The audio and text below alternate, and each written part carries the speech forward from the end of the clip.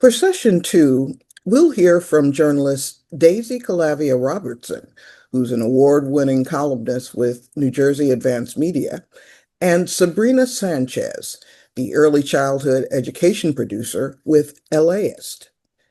Daisy's focus as a columnist is on delving into the issues affecting New Jersey's most vulnerable residents, those living in diverse communities. Before joining NJ Advanced Media, she covered affordability and cost of living issues, the business of marijuana and CBD, travel and tourism, and special interest topics for Long Island's Newsday. She's also covered entertainment news on camera in English and Spanish in her hometown of Miami. And joining Daysi is Sabrina Sanchez, who's the early childhood education producer with LAist. She specializes in community engagement, investigative reporting, and data-driven storytelling, exposing systemic failures and driving meaningful change. Her work has won recognition from the Peabody, DuPont, Columbia, and IRE awards. And before coming to LAist, Sabrina worked at ABC 10 in Sacramento and for Mother Jones. Daysi and Sabrina, thank you both for joining us. Thanks for having us, Rachel. Yes, thank you. So first of all, what you need to know about Daysi and Sabrina is that they were members of the original Widening the Pipeline class that launched in March of 2022. And they really set the tone for me in terms of their engagement and the way they leveraged participation in the program. So I'm going to have Daysi start with her presentation, but before we do that, I'd like to ask both of you to briefly share with us where your heads were at when you saw the listing or the ad for widening the pipeline and why you wanted to apply. Daysi, let's start with you. Well, first of all, I want to say I can't believe it's been 3 years already because I feel like it was just yesterday that we were all so excited to meet each other for the first time in person in DC. So to think of like, oh my God, that was 3 years ago, and on everything that we've done individually and as a group since then is really just so amazing for me. But at that time, I had taken a new job as a columnist in New Jersey. I moved from Long Island in New York, where I was a business reporter covering all the things that you just told them, which is completely different than being a columnist and, writing in first person and expressing my opinion on, a variety of topics. And it's something that I had never done before. So at that time, I kind of was a little bit like a fish out of water. And I wasn't sure, like, is this the path that I want to take? Is this something that I really want to commit to? I didn't feel comfortable with the role and the responsibility. And I was looking for support and I was looking for guidance. And I was looking for a group where I could feel that I belonged. One thing that really appealed to me about the widening fellowship was that it was specifically for journalists of color. And so that right away made me feel that it was the right space for me to be in. And so, Sabrina, tell us a little bit Mhm. about where your head was at and what made you Yeah. want to apply for widening. Yeah. I was working in Sacramento for about like probably wow, like 3 years at that point. And I'm from the Central Valley, Stockton, and I didn't go to journalism school like most of my colleagues. I was a Chicano studies major, very proud of being ethnic studies. And so I was coming into the industry. I didn't have bylines, like I really kind of went in the back door to get in the industry because I didn't have connections, first generation college student, all of that. And so I thought that Widening the Pipeline Fellowship would just be a really good opportunity to meet people, especially because I started my like full-time professional career in broadcast, which wasn't necessarily like what I had envisioned, but in order to just get a job because I didn't go to journalism school, that was kind of the route I took. And so I was really trying to just find community.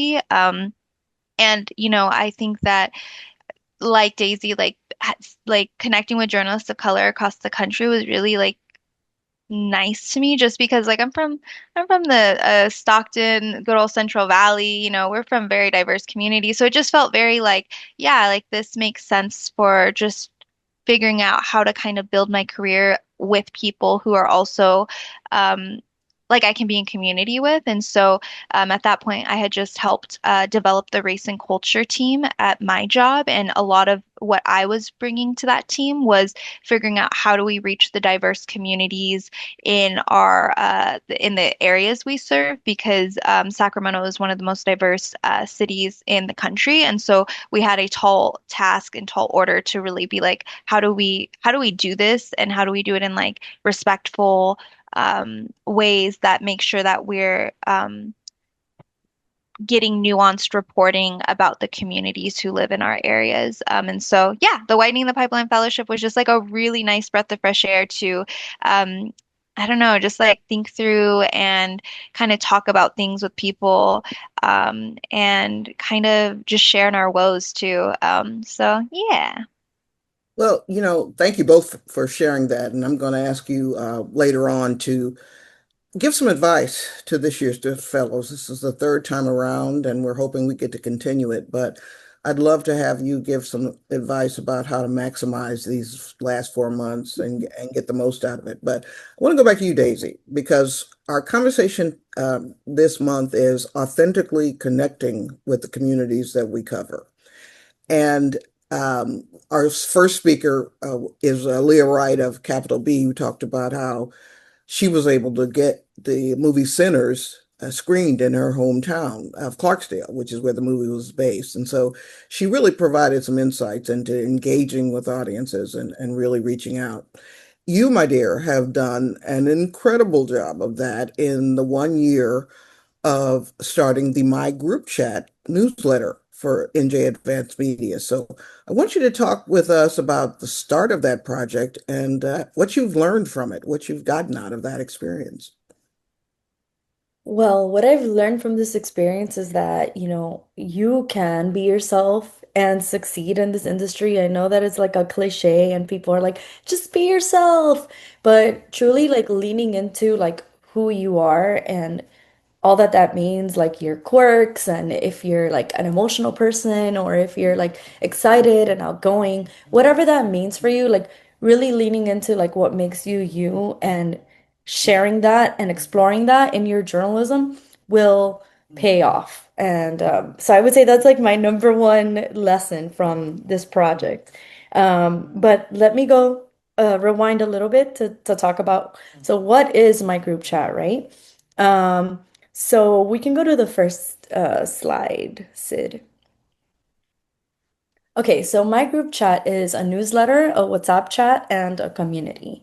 When I first started dreaming up this idea and this concept of my group chat, I was thinking of all the ways that I share important news, funny memes, and discuss topics that are controversial, like politics, race, identity, with people in my community, people that I'm close to, with my friends, right? And so then I just started to realize that like 9 times out of 10, those conversations were happening organically in my group chat with my girlfriends, right? And so I was like, well, how can we expand on this idea where it's, 5 or 6 people, and really mimic that, but for like the community at large. And that was pretty much the concept. Um, we can go to the next one. So with this, and you'll see some pictures here. There's like some like animated ones, but the pictures that I have are actually people who are in the group chat. And so I decided just to sprinkle their faces throughout so you guys can see. So the newsletter, right? It's every Thursday. People who are subscribers to the newsletter will get this in their email inbox, right? And so the group chat is an example of writing that's crafted for a specific targeted set of readers. So for us, it was young and young-ish people of color in New Jersey.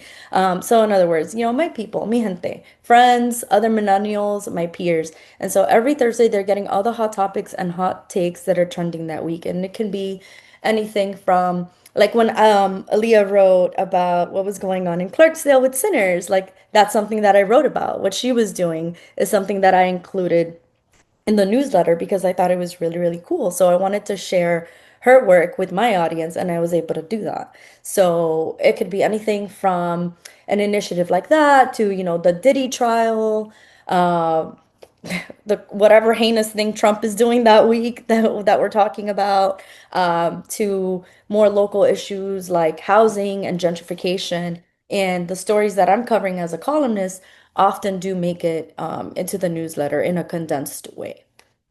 But of course, you can't have a group chat newsletter without having an actual group chat because that just wouldn't make any sense, right? So we created a WhatsApp chat where subscribers of the newsletter could interact with each other, engage with each other in real time, and discuss what's in the newsletter, but also other topics. So it's kind of like a relationship where we're like feeding off each other, right? Like they'll discuss something that I'm writing about, or they'll discuss something and then I'll write about it later.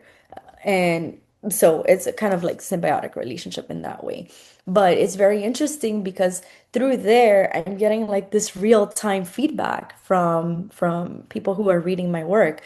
Sometimes, I'll write a column and I'll get like a flood of emails about it. Usually people are pissed off about what I'm having to say. In the group chat, it's the opposite. People are really happy about what I'm saying. They're usually agreeing with me. And even if they disagree, it's in a friendly way, right? But it's really interesting to see and get that feedback so immediately where like, yeah, I might see it an email from an angry reader, but it's not a conversation. We're here, like I'm able to like reply right away and say, well, this is what I was thinking when I said that, or X, Y, and Z.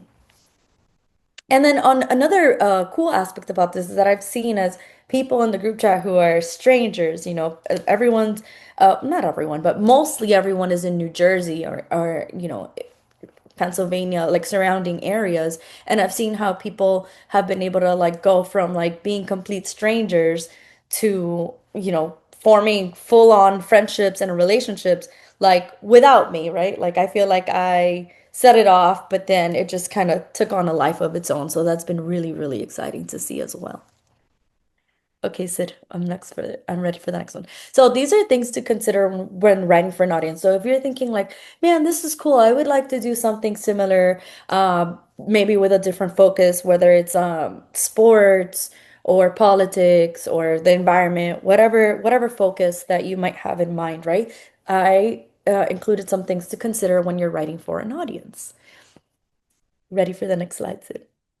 Okay, so voice, tone, and authenticity. I would say this is the most important thing for you to think about as you're dreaming up what you'd like your newsletter to be or what you'd like your project to be, whatever project that is, right? So the tone of a piece of writing can help you communicate with your audience. It's important to choose the right tone for that specific audience. And like I said, I won't get tired of saying this, be yourself, always, siempre, siempre be your authentic self. Education, right? You want to take into account the level of education of your readers so that the material is appropriate for them.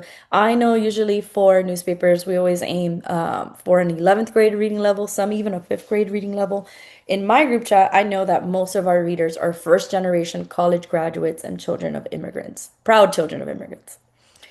Interest rate. Okay, this goes to the same thing where I was talking about, like, well, what is something that my audience is gonna care about, that they're gonna find something they can relate to, right? What is it that they care about? I started noticing in the chat that people were really into yoga, right? They were talking about like, let's meet up for yoga, or I'm going to my yoga class. So I decided why don't we have a meetup and we can all go do yoga together? And that just comes from like really like being tuned in and listening to what is it that your audience wants and what is it that they care about. So here you see that tiny little picture that was all of us. We went to a black owned yoga studio and we did yoga together. And so those type of in-person events also helps people to become more engaged or more committed to the community. They're not only being friends, digitally, but also in person in real life. So what is it that your readers care about? Is it national, local politics, culture, community building, and then like really lean into that and give them what they want? Next. These are other things that we really have to pay attention to when we're writing for a specific targeted audience: culture, demographics, and language, right? So when I talk about language, yeah, that's English or Spanish or Spanglish. That could also be Chicano, that could be AAVE, and even like Gen Z or millennial slang versus like baby boomer slang, right? So all these things are important when you're thinking about how you're going to address the people that you're talking to. So why consider doing something like this, right? So if you see, this is the only time that I'll share some advice from an old white guy. But Mark Twain allegedly said to write what you know, right? So for me, I'm most passionate when I'm writing about people in my community, when I'm writing about Latinos, when I'm writing about Black people, when I'm writing about people of color. I feel like that's what I know. I can lean into my experiences when I was growing up, uh, my parents being the proud daughter of immigrants and what they went through, and then my experiences as a first generation college student and a first generation American, right? So when you're doing that, it's important to consider the different needs and interests and the background of your audience, but also think about like, is this something that I would want to read? Is this something that would make me passionate, that would make me interested? And I feel like if you are writing about something that you really care about and you're very passionate and you're putting all your heart and energy into it, people are gonna notice. It's inevitable, right? It's like that excitement that you're feeling about that topic is just gonna spill over into the work, and that's what you want. That's what is really gonna make people see you. Um, I wanted to share with you guys some of the wins. Like Rachel said, it's only been a year that we've been doing this, but it's already shown to be successful, right? And so I know that I want to talk about that word successful, right? Like, what does that mean? I think that it means something different for each person. But for me, this project has been successful for these three reasons, right? So the first reason is because I was able to connect with people who look like me, who sound like me, who are like me, who have the same interests and passions. And through this project, they've been able to see me, I've been able to see them, and I have felt like I have finally created a home for myself, a home away from home. I'm not from New Jersey. I wasn't from New York either. I'm from Miami. And for a long time, I was very, very homesick. And I just felt like I didn't have like my people. I didn't feel grounded in where I was, right? They always say like, oh, bloom where you're planted. And I was finally able to do this with this project. So for me, that's a success. Um, and like I said, I was able to help other people also build that home for themselves, right? Like I've seen people in this group help each other get jobs when people have faced like unexpected layoffs. I've seen people who lost loved ones, like two women both lost their husbands, and through the chat they connected, and just have like these amazing like friendships and like support and camaraderie. Like people open businesses and like people in the chat are like rushing to go support them. And just to be able to kind of see that, like I said, I feel like I kind of got the snowball rolling, but to see it like continue to kind of roll and grow and grow and grow has just been amazing. And lastly, our efforts have been celebrated by very important journalism institutions around the country. We won a National Headliner Award for newsletter writing. And again, for me, it just felt great because when I was pitching this project in the beginning, a lot of people, even at my organization, they doubted it. They were like, well, I don't know, this is for like young people of color, they're not our target audience, they're not the demographic. Like, how do we really know that they're gonna read this? How do we really know that this is gonna work? Like, this sounds fun, but we're just not sure. And then when I submitted like the first like drafts of like what my newsletters would look like and sound like, then they were skeptical again. They were like, oh, this writing, it's just kind of unrefined. Like we don't know that this is like the right thing for you. You're a serious columnist, yada yada yada. You just, you know, comments that, you can kind of read through what they're saying, what they mean. But I really kept pushing and saying like, no, I believe in this. I believe that there is an audience for this. I know this can work. I know I can build this community. And so when these like awards started coming in and these nominations started coming in, I think it was more validation for them than for me. Of course, it always feels nice to win anything when you've worked so hard on it. But like I said, for me, the first two things are my real wins. Like I was completely myself and I build community, so those were my wins. But when those like journalism accolades started coming in, I feel like people at my job were like, "Oh my God." And I told you, Rachel, that some people were like, "Oh, we always believed in this and we always believed in you." And it was like, "Oh, thank you so much." And um but I think that sometimes for managers or for higher ups, like it really takes like, taking this risk and then seeing, that you won whatever for them to be like, oh my God, yes, this was a good idea. But it opens the door for us to continue doing more of this work that we really love and that we're really passionate about. So, like I said, like if that's what it takes, here we are, and I'm like so happy and so excited for all that's yet to come. And if this is what it takes for people to like to believe in this, then I guess that's what we have to do, right? I don't know if you guys Speaking have of any questions. winning, I just see the note in the chat that you've just won the O&A award for best newsletter. Did you Did know I? that? Just I have you I'm ever didn't. sorry, been announced I, that was finalist, just but won? LAist won was the winner. All Oh, placement, it's still an award. well, that is amazing. I didn't even know, real but time. I love congrats this. to LAist and good going us, I guess. But that's exciting. I didn't even know. This conversation for me is both of them so far, and certainly the third one is so empowering because again, when I started out 40 years ago, I would have been fired for attempting to do things like what you're doing.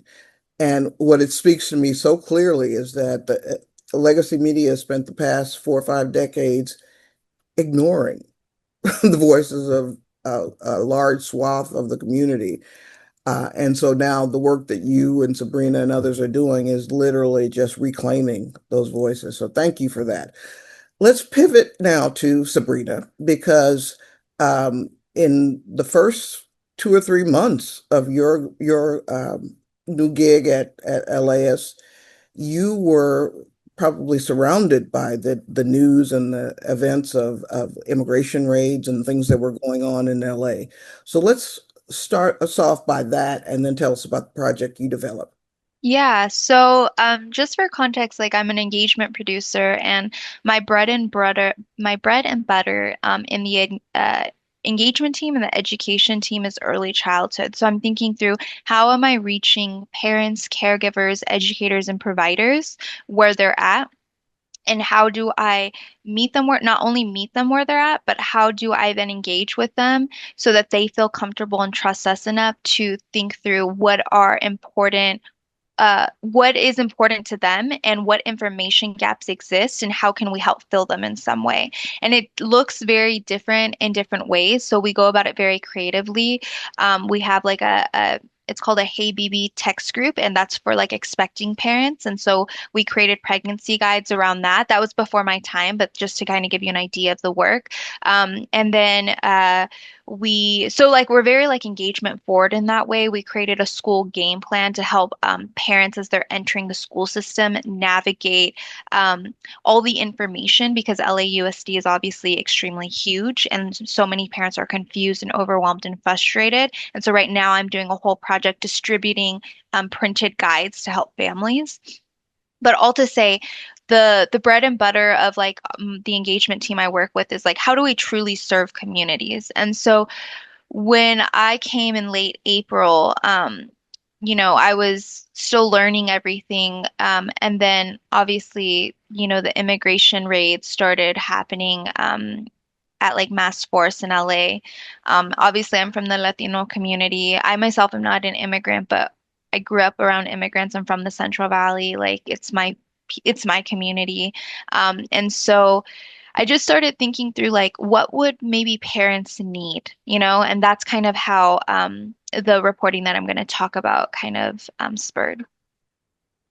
Okay, my presentation is by far not as beautiful and colorful as Daisy's. You did such a great job. I'm like, oh dang, I have to go after that. Um, but yeah, mine is a lot shorter just because this is one reporting. This is one story, right? So like, but kind of how I look at journalism and how the only reason I'm in this industry is because I'm like, how do I actually use journalism to serve our communities? And not to say like journalists don't do that, but I think that's why engagement journalism is such a really unique way of going about it, because it is our like compass. It's our driving force as journalists of like how do we work with communities instead of talk about them, and how do we use that communication when we're working with them to really inform our reporting. And so for this particular piece, I was thinking through what would parents most need right now. My kind of beat is children 5 and under and their parents and or caregivers, but obviously, what was and is happening in LA was happening at such a it was just so scary. It was really scary. There was so many things happening and people were very scared, and not even just folks who are undocumented. It's just people who identify as Latino and or other communities, Asian, Black, like, we're being racially profiled, we're being targeted. Like there's children who are going to school with their birth certificates who are documented, who their parents are afraid of them being taken because of the way they look, the color of their skin. And so, kind of what I was looking at was when I was doing this, I was looking at what information would parents need if they were being detained or deported, and or, you know, to help talk through what's going on with their children, especially children who are younger. Because like how you talk to a child who's 5 is very different from how you talk to a child who is 10 to 18 or to 16. So I started kind of just going through just Google. That's how I start kind of. I'll go on Google Trends and I'll start seeing like what are top questions kind of like what are questions that are coming up for people.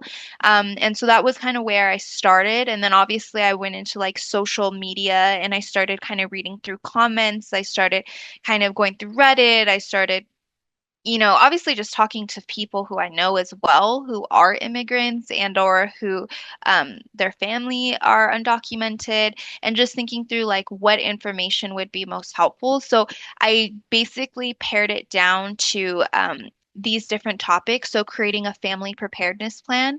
What's really great is that there was so many organizations catalyzed to provide that information. So it was me more just like putting it in one place, because there's sometimes it gets confusing on where to find things, right? And so creating a family preparedness plan, how to plan for childcare if you're detained or deported. So really breaking down the different options you have and thinking through it ahead of time might be helpful. How to get a child a passport if one parent is absent. That was something that came up a lot when I was looking on Google Trends, because some families that maybe like one of the parents has always been absent in their lives, but like they need legally you need that parent to give permission to help get the passport, and a lot of people don't know that, so it's kind of breaking that down that, and that came specifically from like Google Trends and seeing the questions that were coming up from people online. Gathering important documents. I had talked to experts already, whether it was like social justice law firms and or like different groups who serve immigrant communities, and they had talked about how just having documents prepared ahead of time in case someone were to be deported is really helpful. And then obviously everyone, who's impacted, the immigration legal services obviously could really benefit folks. So I provided information for that based on experts who shared with me. And then going back to like how to really just emotionally prepare your child. It's a hard conversation, and I wanted to talk with therapists who could help navigate that. For this piece, I talked to a Latino therapist who predominantly serves immigrants, and just talking through kind of like that topic because it's a hard one. And then children's books discussing immigration and separation because a lot of folks recommended like using different ways to help communicate the issue and also help cope. Some of these books kind of went into how to cope if your parent is absent, and it may not talk about separate like deportation or detainment, but it talks about separation, whereas some of the books did talk about detainment and deportation. So that's how I kind of like went about framing the story. Obviously, this story came about very quickly, and it was very reactive. And also trying to be very responsive to the times and think through what is in the local news ecosystem and what hasn't been. And at that point, when I was reporting this story, I hadn't personally seen from other local outlets just yet kind of a more detailed version of information to really help families. There was definitely like segments and pieces, but I wanted something that a one-stop shop where people could go if they needed. Um, and I think kind of what we do at LAist in our engagement team is really share the reporting with those trusted in the community to really widen its reach, aka meet families where they are. So it was sending it to like social justice law firms or immigration law firms.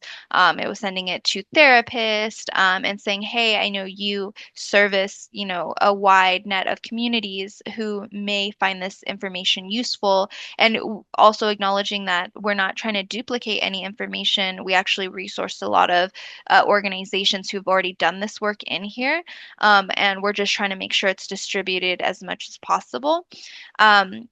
And it could be like, I always frame it as it's a complement to your work, possibly, and it could be a nice addition. And that's kind of how I went about really doing this reporting. But as mentioned, this came from a need that happened very quickly when we were seeing what was going on in LA. So obviously, this project could have been, there could have been more to it, but I think for that time and what we felt was needed, this is kind of the direction we took. So yeah, that's the reporting I did, and I'm doing follow-up reporting as well on kind of talking with children a bit more and stuff. So that's in the works as well. Thank Thank- you. These are powerful, powerful examples of adding value to our communities. And so I'm so grateful to both of you for joining us. While we wait to see if there are any Zoom hands, I wanted to jump in with a quick question for Daysi.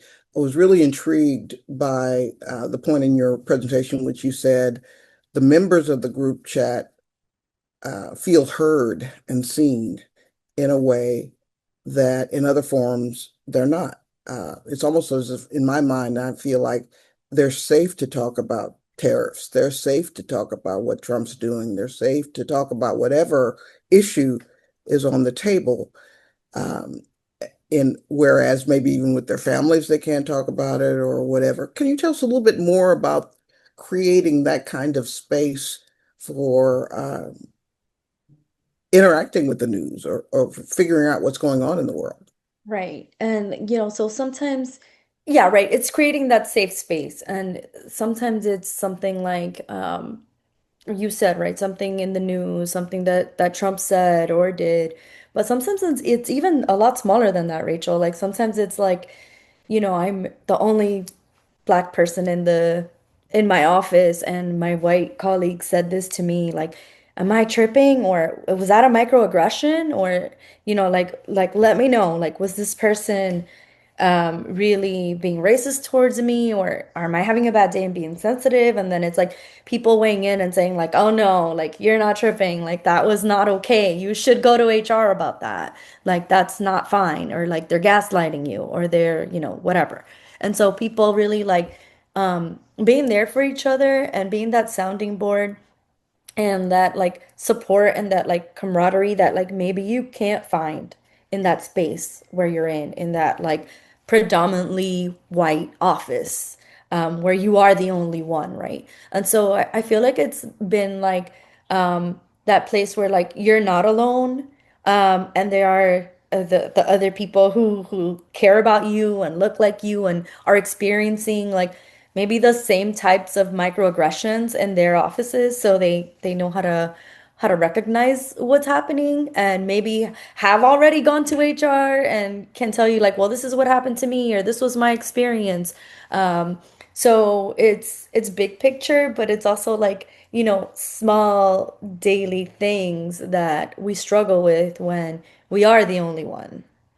That's such a good point for me to remember because, again, though you are a journalist and this is sponsored by a media company, you have expanded the definition of community in the media space and in the public affairs space, and so it's so powerful. Let's Those have things, before you move on, I just want to say, like, those things can turn into a story idea. That can turn into a column. That can turn into a story about, like, why people of color don't want to return to the office and they prefer to work remotely, right? Like, so that's why I said it's kind of like a symbiotic relationship, right? There's always a way to turn anything into a story. I feel like everything's a story. I know sometimes my husband's like, you're not working, or like, why are you interviewing that person, or why are you thinking of like a content or reel or whatever. But like if you just think like creatively enough and like if this is a problem for this person, it's probably a problem for a lot of other people. And if you can find a way of like connecting that and formulating that idea, it can be a story for you. Like it doesn't just have to be like this fun thing. Like you can find the stories like within the little occurrences that people are sharing. let's go to Gabby. Gabby, introduce yourself and ask your question. Hi, Hi. sure. My name is Gabriela Nunez, and I'm a special projects producer at Alumna Live News, so the NBC affiliate in Atlanta. And I'm actually really excited to hear from both of you because I saw both of your work through ONAs. Um, and I gotta shout out Daisy because 305 for life.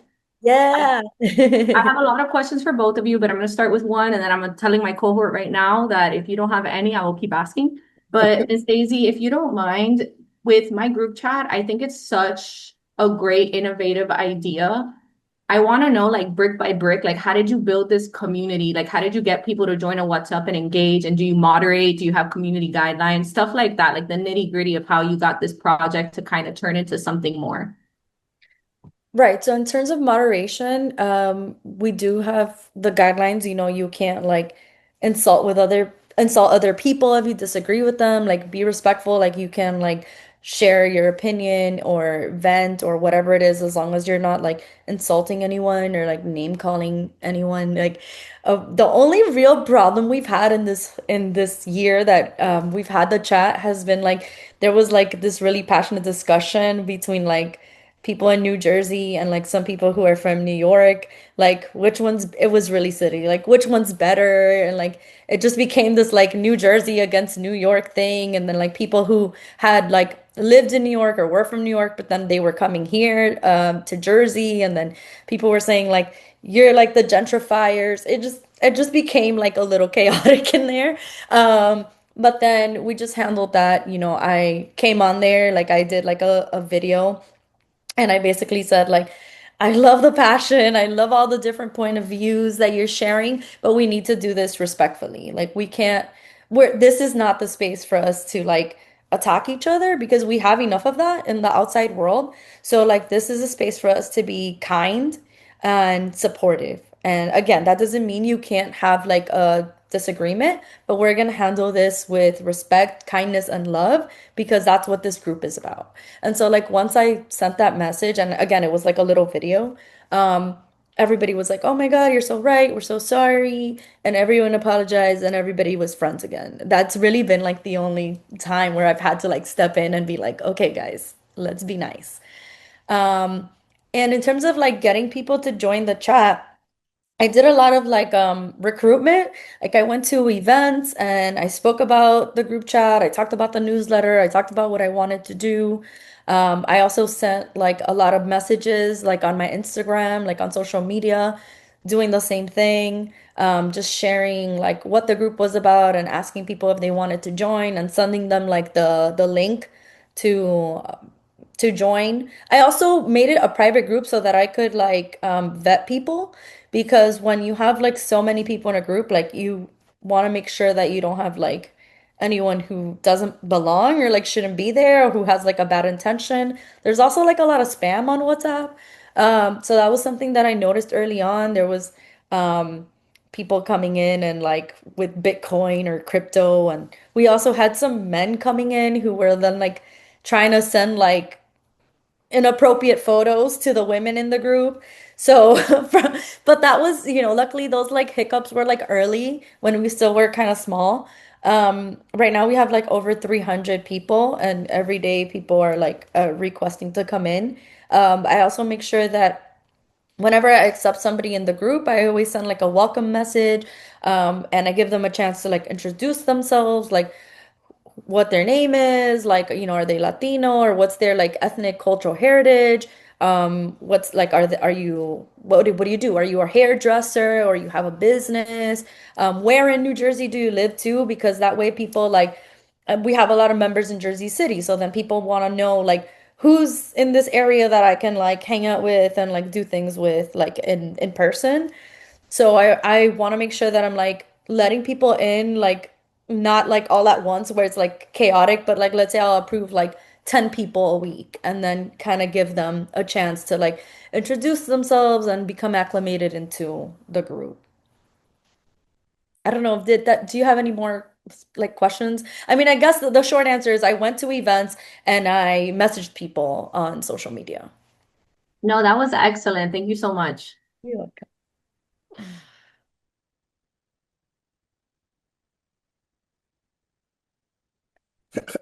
Hi, Sabrina. I wanted to ask about the response you've gotten from the guide that you produce. What are some of the things you've heard from community members or advocacy organizations or whatever? Yeah, I guess like the responses I've gotten were that thank you. Like it was really helpful and it was nice to see news organization doing that.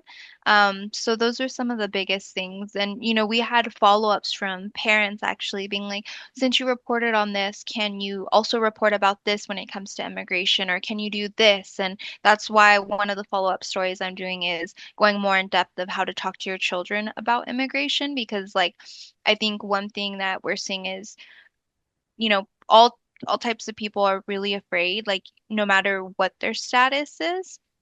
Like, for example, my own grandpa stopped going to the Mexican market because while he's been a citizen for many years, he's just really afraid that he's going to be detained. And, I think older people too, like, I think like they're afraid because of their health as well. They can get easily affected from traumatic incidences and things of that sort. So, like, I think a lot of parents, from what I've seen so far, have just been like, do more because I think they're like, want more just maybe information based on kind of what they're navigating with their children, especially with back to school just happening in LA and everywhere really, like having to talk to your child about like, well, there is, ICE who are masking themselves and who may be identifying themselves as something else, and you have to be careful. Like, there's just so many different things to think about, especially how do you tell a 5-year-old that, right? And so that's kind of some of the follow-up work I'll be doing in response to like some parents reaching out to us and saying, hey, thank you for that, and can you do this? Great. Daniela, introduce yourself. Hi, my name is Daniela. I am the Latino Communities Reporter with Connecticut Public Radio, WNPR. Thank you both for speaking. This is really great. My question is actually for you, Sabrina, because I've been doing very similar work with my station. We did a big story. One of the first stories I did was also on a family preparedness guide and like how to do that. So I appreciate that you're doing the same thing for your community. That's really great. One aspect of the immigration kind of like umbrella that I haven't been able to tap into yet is actually what you are focusing on, which is parents, children, and education. So my question is really, what advice do you have in terms of connecting with parents and children? Like, how do you find those sources and how do you develop those relationships to be able to tell those stories, especially when you're dealing with younger children, right? Like, how do Yeah. you get that connection? Yeah, so I would say like there's a couple different ways I'm going about it, and um also thank you for your question. But like you're doing great work. But yeah, so one is reaching or like connecting with trusted organizations who are serving communities, and it's talking to them and getting a sense, and then through them they could potentially connect you with parents. I will say obviously right now it's like super sensitive. So I know you know that. So it's like kind of a balancing act of like if they will talk to like kind of relate, but we have had that happen. I think especially because LAist is such a organization that people know will do the work, so like there is that as well. Like that baked in trust to a sense. I also I do a lot of in-person engagement. And so like I'm tabling a lot. I'm going out to like libraries, like I'm just doing different things. And so I naturally just meet people there. And I will say like right now a lot of understandably like immigrant communities are not out and about, but their families are still, who are documented. Like and so like you meet people through those events and you talk to them. And we've also like for example worked with like the YMCA for another project, and they were saying that they had to pivot like one of their big events, which is usually a festival, and they're like doing a drive-through instead to really tailor to like what's going on with families right now. And we were going to go to the in-person event, but capacity-wise, we just didn't have time. But like talking to orgs who are like doing drive-through events and being like, hey, like could I come out and like talk to families as they're driving through? Like that could be a good way to connect with those folks who you want to reach, but who, obviously different groups are tailoring to make sure that they're protected. Those are some ways. And then, I think organically too, like going obviously into like Latino communities and just talking to whether it's like going to child care centers or things of that sort, building relationships, and they may naturally allow you into the space depending on circumstance. Like I think those are different ways to that I've been going about it, and I've been talking to a lot of child care providers. I will say like one thing I've noticed is that a lot of providers don't want to be reported on because they don't want to be targeted, which is totally understandable, but that doesn't mean that they won't be willing to connect you with folks. So I think those are different ways. I been thinking through, I was like, would not like a traditional listening session, of course, but like something of that nature with like parents who are undocumented and or immigrants, would that be something that would be worthwhile for them and thinking through, but obviously there has to be an incentivization of like, how do you go about bringing in communities? And that wouldn't be directly tied to reporting, but it could lead to reporting, right? So that's where that incentive piece can come into play and be like ethical and things of that sort. But those are different ways I've been thinking about it. Hopefully that's helpful, but happy to chat offline too. Thank you so Thank you. much. Alicia, why don't you introduce yourself and ask your question? Hi, I'm Alicia Brown, a Reproductive Rights Today newsletter author at States Newsroom. Thank you, Sabrina, and thank you, Daisy, so much. This question is for Daisy. Good to see you. How do you balance sending your weekly newsletter with filing your columns? Oh my goodness. And I'm also writing a true crime podcast. So, uh, Legend. yeah. So I think I just take it as I do two things. One is like taking it like week by week and like sometimes the priorities have to shift. So I have to have like a conversation with my editor. We always meet like every Monday and we go over like what the expectations are for the week, depending on like what my workload is. And so, what's the priority this week? Like, well, the priority is we need you to write like episode 5 of the true crime podcast. Like that needs to be done by Friday. So that's going to be my priority for the week. And whatever else I can get done in between, as long as I can meet that deadline, so be it, right? But also another thing that I've done is I've planned ahead, right? So for me, like the newsletter is very important. Like even though like sometimes my editor just says like you don't have to do everything all the time. Like she won't be upset if like I can't write the newsletter that week, or she won't be upset if I can't write like that column that I want to about that undocumented family in Patterson, because she knows that I have a lot on my plate. And she's like, sometimes something just has to, be kicked off, pushed to next week, whatever. But that's kind of not okay with me because I'm like a crazy overachiever. So sometimes I'll just try to like think ahead, like, okay, well, what can I do for the newsletter that's maybe in a different format that I can do ahead of time and we can schedule it. So, yes, sometimes it's going to be the format where it's like I'm going to be talking about like the current events, the Diddy trial, whatever, whatever. But then I can also do things that are a little different. So I do this thing called like a member spotlight where I'll write like a profile about somebody in the chat. And so that I can do that ahead of time, right? And I can like schedule the photos and make it nice. And like I could do that like when like on fr like Friday and then have it scheduled for Thursday because it's a profile. Like it's evergreen. So when I know that I'm gonna have a week like that, I plan ahead and I'm like, okay, well, this week I'm gonna write about women in New Jersey who are raising money for Palestine, right? One of them is in the chat, but the other two aren't. And so that's again something that I don't have to kind of wait to see like what's the bombshell news of the week or like what is the trending topic that everybody's talking about. And it's also good because that way people don't get bored. They're like, oh, this week it's a member spotlight. And then next week it's going to be like a short story about, people in the community helping Palestine. And then the next week I might go back to the same format and it could be, news topics. I've also done like what I'm reading this week, and it'll be like book recs of POC authors. Like whatever I do, I make sure that it's still really tailored to the community, right? Like it's not just a book, it's written by a Black woman, or it's not just an event, it's an event tailored for like millennial Latinos or first gen students or whatever.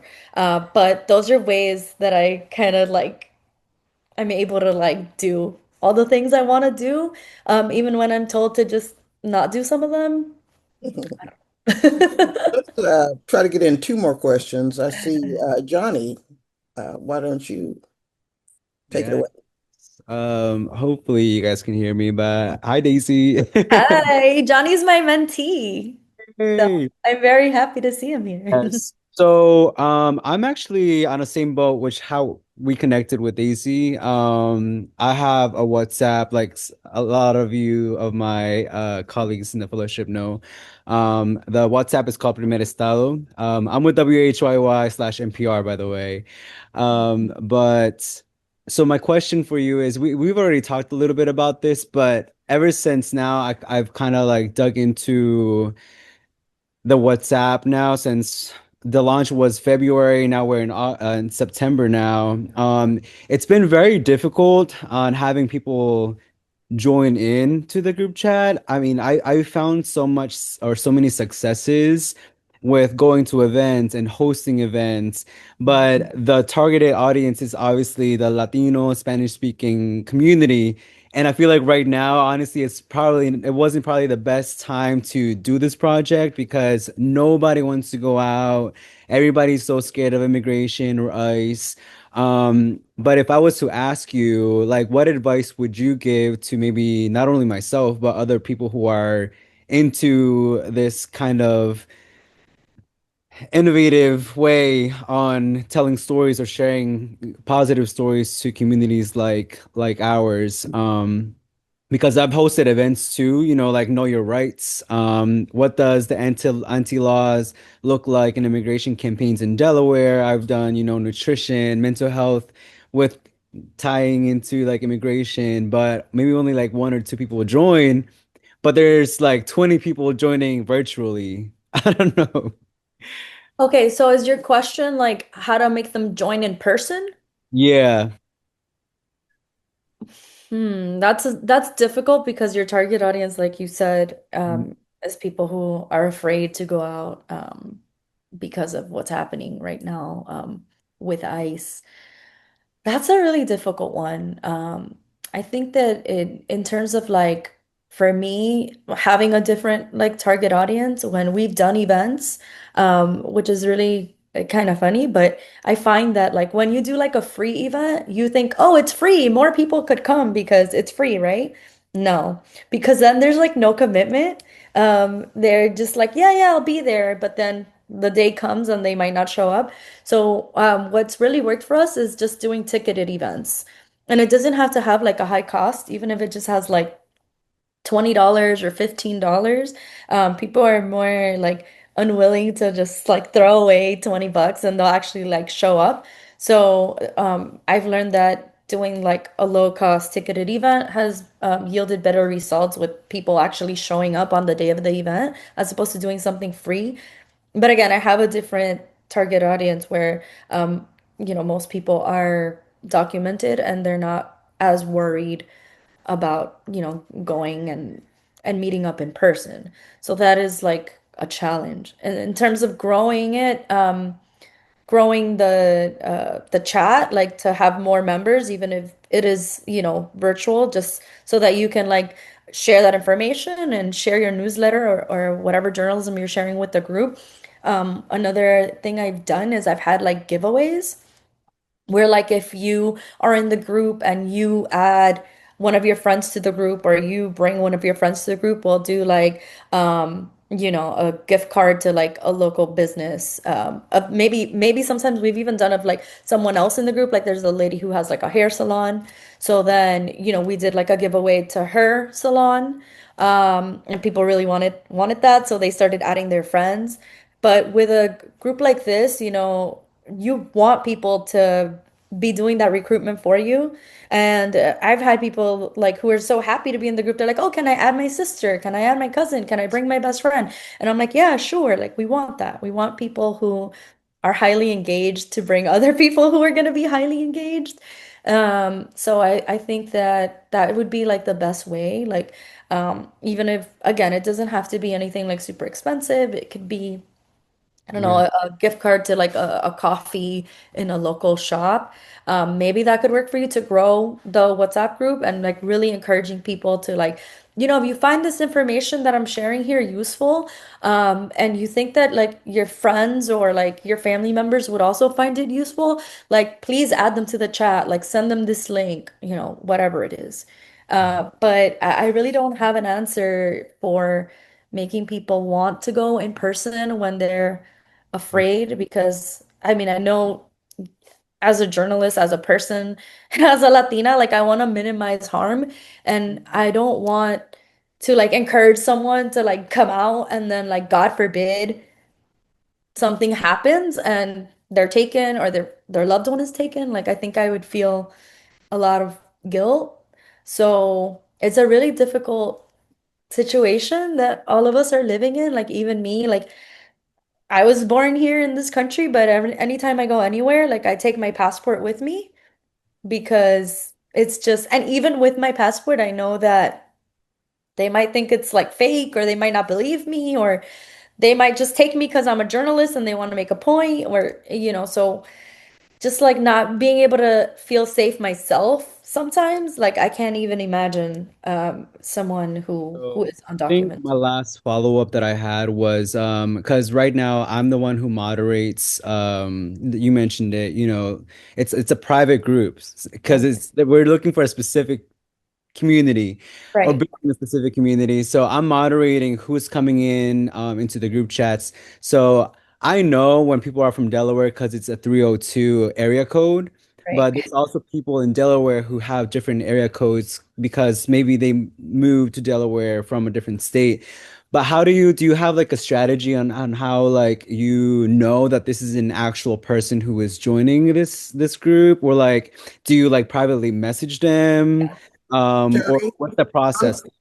I'm going to I jump into do. two reasons. One is unfortunately we're out of time, but and because you are Daisy's mentee, I can call you. Yeah, I'll call you, give John. her a call I'll and tell fill you her in. everything that I do. But I would like to maybe steal a couple of minutes to see what Lionel's question and whether or not we have time to answer it. So is it Lionel? Is this a quick question, or can we put you in touch with I Gabe think it with I think it can be Daisy? quick, Rachel.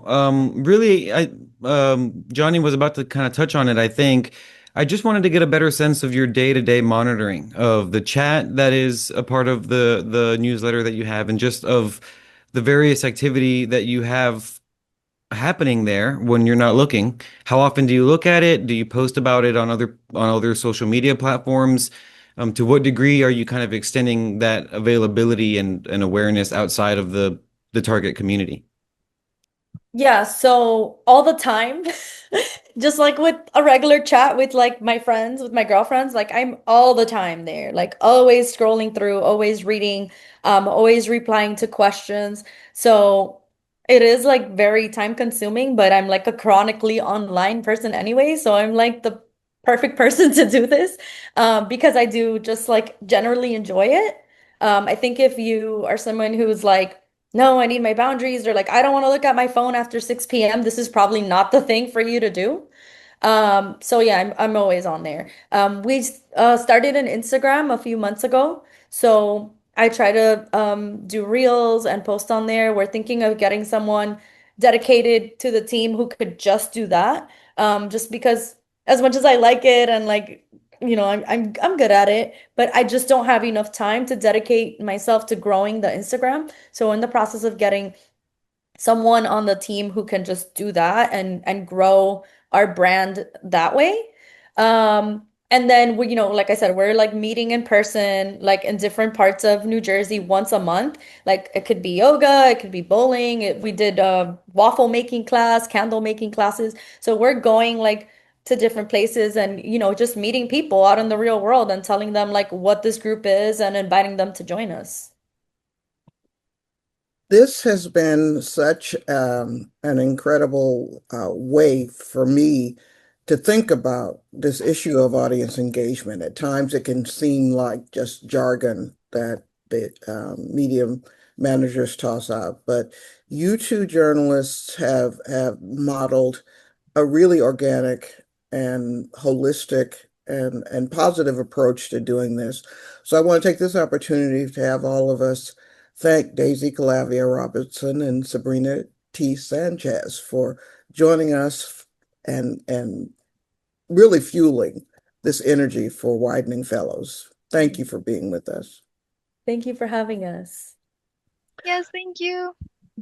And please feel free to drop me some notes, you guys, about your advice for helping the 2025 fellows get the most out of the next 4 months. I mean, I I, I want to hear more about what worked for you during your experience and whether or not, staying in touch and the WhatsApp channel has been of any use to you. But you two are shining stars of the OG widening class. And so I'm grateful to you.